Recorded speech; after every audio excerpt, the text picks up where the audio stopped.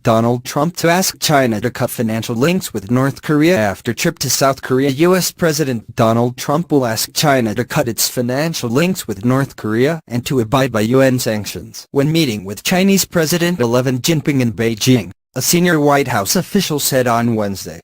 Trump arrived in Beijing on Wednesday afternoon from South Korea for a two-night stop in the Chinese capital as part of his five-country tour of Asia.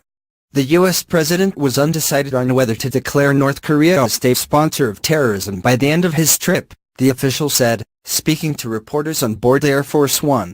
Mr. Trump believes any talks with North would require reducing threats, ending provocations, and moves toward denuclearization without which no deal can be achieved, the official added.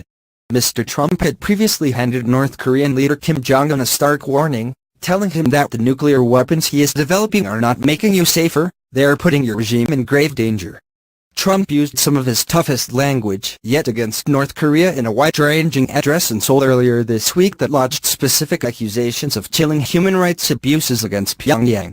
He called on countries around the world to isolate Pyongyang by denying it any form of support, supply or acceptance.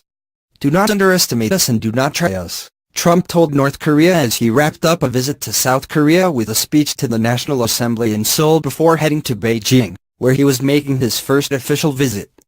Trump painted a dystopian picture of the reclusive North, saying people were suffering in gulags and some bribed government officials to work as slaves overseas rather than live under the government at home.